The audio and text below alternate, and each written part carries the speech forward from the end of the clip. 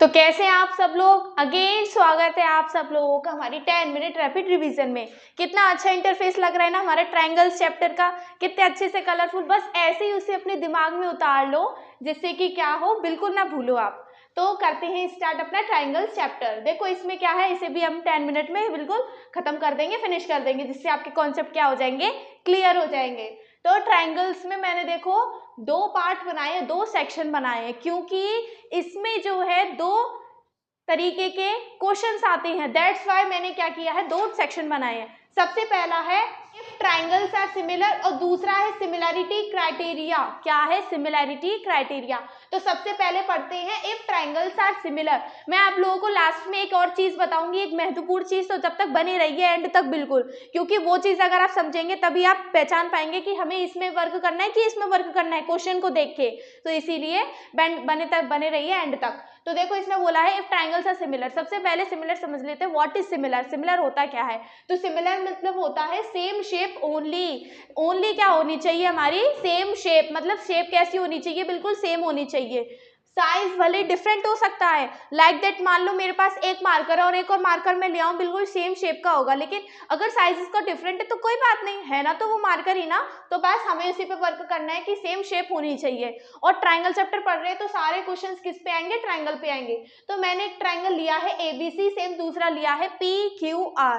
अब जरा बताओ, शेप तो दोनों की सेम है, क्या साइज डिफरेंट है? ऑफ कोर्स डिफरेंट है, तभी तो हम इन्हें सिमिलर क्यों बोलते हैं, क्योंकि इनकी सिर्फ और सिर्फ शेप सेम रहती है। साइज भले ऊपर नीचे हो जाए तो हमें से कोई फर्क नहीं पड़ना चाहिए। अब देखो अगर दो ट्राइंगल सिमिलर होते हैं तो उनके जो रेशियोज होते हैं वो हमारे बराबर होते हैं। क्या होते हैं? रेशियोज हमारे बराबर होते हैं। जिसके किसकी वजह से होते हैं? वो भी बीपीटी थ्योरम की वजह से होते हैं। किसकी वजह से होते हैं? बीपीटी थ्योरम की वजह से। या फिर कह लो ये जो रेशियोज बराबर होते हैं ये हमारे सिमिलैरिटी की वजह से होते हैं। अब चलो इस पे आते हैं बीपीटी थ्योरम। देखो ये जो मैंने लिखा है ये इंटरफेस इसके लिए भी है, ये इंटरफेस इसके लिए भी है, ठीक है, क्योंकि इसमें तीनों रेशियो की बात करी गई है। सो दैट्स वाई सिमिलैरिटी में ही इसको यूज करना। अब आती है BPT theorem, basic proportionality theorem. देखो मैंने बीपीटी थ्योरम के पहले से ही एक लेक्चर बना दिया है, एक लेक्चर शूट कर दिया, आप उसे जाकर देख सकते हैं। क्योंकि अगर बीपीटी थ्योरम आ गई तो वो 5 मार्क्स से कम बिल्कुल नहीं आएगी, और वो इतनी ज्यादा इंपॉर्टेंट है कि वो लैंग्वेज मांगती है। कुछ क्वेश्चंस ऐसे होते हैं, कुछ थ्योरम्स ऐसी होती है कि जिसमें अगर लैंग्वेज का यूज नहीं करेंगे तो हमारी पूरी नहीं होती।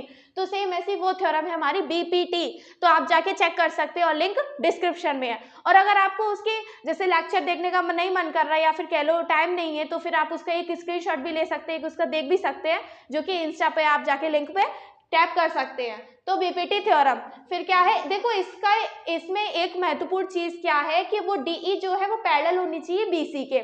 मतलब ये कि अगर हम एक लाइन ड्रॉ कर रहे हैं किसी दो साइड ऑफ ट्राइंगल की हेल्प से, तो वो तीसरी साइड के क्या होनी चाहिए? हमेशा हमेशा पैरेलल होनी चाहिए। तो ये पैरेलल होती है बीपीटी थ्योरम के थ्रू। अगर ये लाइन पैरेलल है तो इसका मतलब ये वाले रेशियो बराबर होते हैं। तो कौन कौन से रेशियो बराबर होते हैं? एडी अपॉन में DB is equals to AE upon में ईसी। मतलब ये वाला रेशियो इसके अपॉन में लिखेंगे, सेम ये वाला रेशियो इसके अपॉन में लिखेंगे। दो साइड्स की मदद से हमारे रेशियो बन के जो कि कैसे रहते हैं? बराबर रहते हैं। कोई भी बंदा डीई और बीसी का ना लिखे वो गलत हो जाएगा, इसीलिए इसमें सिर्फ क्या लिखते हैं? साइड्स का रेशियो लिखते हैं। तो बीपीटी थ्योरम हमारी ये कंप्लीट हो चुकी है। बाकी आप इसे चेक कर सकते हैं कैसे हमें प्रूफ करना है। कन्वर्स ऑफ बीपीटी थ्योरम, इसका कोई प्रूफ इतना ज्यादा नहीं पूछा जा सकता, लेकिन हाँ क्वेश्चंस में इसका यूज है कि अगर हमें दो रेशियोज ऐसे दे रखे हैं तो हम उसे कह सकते हैं कि हमारी वो लाइंस क्या है? पैरेलल है। बीपीटी में क्या था? पैरेलल पहले से है, रेशियो प्रूफ करना था। कन्वर्स में क्या है? रेशियो दे रखे हैं, पैरेलल बाद में प्रूफ करना है। तो हमने ये पूरा पढ़ लिया अच्छे से, ठीक है। बस ये ध्यान में रखना है ट्राइंगल में कभी भी डीई और बीसी को मत लेना। अब आती है similarity means same shape only, ठीक है। क्राइटेरिया इसमें सबसे ज्यादा इंपॉर्टेंट है, जिसमें कि ज्यादातर डबल ए और एस यूज होता है। कौन सा यूज होता है? डबल ए और एस तो यही है कि अगर कोई क्वेश्चन फंस जाए तो फंस ही जाए, नहीं तो सारे क्वेश्चन इससे और इससे रिलेटेड आती हैं। देखो डबल ए कहीं पर है तो हमें पता है, फिर ट्रिपल ए भी कहीं ना कहीं मिल जाएगा, लेकिन हम ज्यादातर यूज करते हैं किसका? डबल ए का। तो इसमें डबल ए का मतलब क्या है? एक एंगल दूसरा एंगल। देखो इसका मतलब क्या है? क्राइटेरिया का मतलब कि हमारे दो ट्राइंगल अगर दे रखे हैं भले ही उनकी शेप कैसी है, सेम है, लेकिन अगर उनका साइज डिफरेंट है तो हम उन्हें बोल सकते हैं सिमिलर। क्या बोल सकते हैं उन्हें? हम सिमिलर बोल सकते हैं। लेकिन ऐसा होता है ना कि अगर तुम किसी को सेम बोल रहे हो, किसी के इक्वल बोल रहे हो, तो भाई 3 चीजें तो बताओ कि क्यों तुम इसे बोल रहे हो। तो सेम ऐसे ही सिमिलैरिटी में भी, ट्राइंगल में भी ये चीजें लागू होती हैं कि हमें वो चीजें बताओ ना जिसकी वजह से ये क्या है, सिमिलर है। तो इसके लिए सबसे पहला है डबल है, मतलब उसके 2 एंगल कैसे रहेंगे, बराबर रहेंगे। जैसे कि तुम देखो, अगर हमारा एंगल ए है तो इसमें एंगल पी होना चाहिए, अगर हमारा एंगल बी है तो इसमें एंगल क्यू होना चाहिए, और एंगल सी है तो एंगल आर होना चाहिए, बिल्कुल करेस्पॉन्डिंग होने चाहिए, तभी तो हम बोलते हैं CPCT, corresponding part of congruent triangle.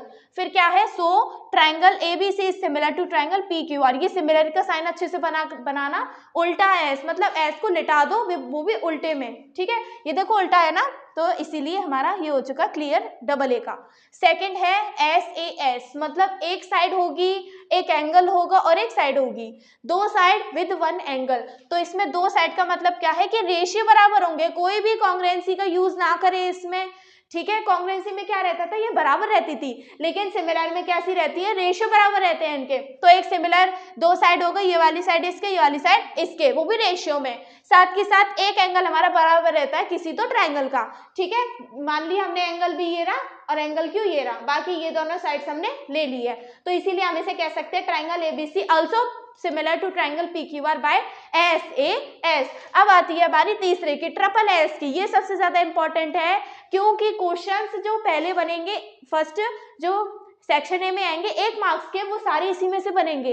ऐसा मैंने क्यों बोला, क्योंकि ट्रिपल एस है भाई, इसमें सारे रेशियोज आएंगे साइड्स के, तो जिसमें तुम लोगों को वैल्यूज दे रखे होंगे, फिर वैल्यूज दे रखे होंगे तो पता लगाना होगा कि कौन सा रेशियो यूज होगा और तुम लोग का आंसर आ जाएगा। तो सबसे ज्यादा इंपॉर्टेंट हमारा है ट्रिपल एस। तो इसमें क्या है, तीनों साइड्स के रेशियोज बराबर रहते हैं, लेकिन हाँ एक बात हमेशा याद रखना, हमेशा करस्पॉन्डिंग होने चाहिए। जैसे कि ए बी है तो इसके करस्पॉन्डिंग पी क्यू, जिसके बिल्कुल सेम इसके जैसा कौन सी साइड लग रही है, पी क्यू, तो इसलिए हमने ट्रिपल एस को भी कर दिया क्लियर। अब आती है सबसे इंपॉर्टेंट चीज की, जिसके लिए आपने पूरे ये जो लेक्चर है वो देख डाला है, वो आपको भी पता चलेगी। देखिए अब हम आ चुके हैं एकदम लास्ट इंपॉर्टेंट टिप के ऊपर, जो मैं आपको बताना चाह रही हूँ। कुछ इतनी सिमिलर सी, सेम बिल्कुल इजी सी लग रही होगी ना कि इस ट्रायंगल में ऐसी कौन सी टिप आ गई भाई जो हमें इतना ज़्यादा अग्रेसिव कर रही है इसको देखने के लिए पूरा। तो इसमें देखो क्या है कि तुमसे ट्रायंगल में 2 चीज़ें पूछी जाएंगी अगर फिगर दे रखा होगा, कि या तो एक साइड EC दे रखी होगी, या फिर एक साइड BC दे रखी होगी, या फिर एक साइड DE भी बोल सकते हैं। अगर इन चारों में से कोई एक साइड तुमसे निकालने को बोली है, ध्यान से सुनना, अगर इन चारों में से तुमसे कोई एक साइड निकालने को बोली है तो हमेशा से हमेशा बीपीटी थ्योरम का ही यूज करना, ठीक है। सही सुना ना तुम लोगों ने कि हमेशा कौन सा यूज करना है तुम लोगों को, बीपीटी थ्योरम का। कभी भी तुम लोग सिमिलैरिटी क्राइटेरिया यूज नहीं कर सकते इस ट्रायंगल की साइड वाली निकालने के लिए। अगर तुम लोगों से बोला है कि वहीं DE निकालो या फिर BC निकालो, तो तुम लोगों को यूज करना ही है सिमिलैरिटी क्राइटेरिया।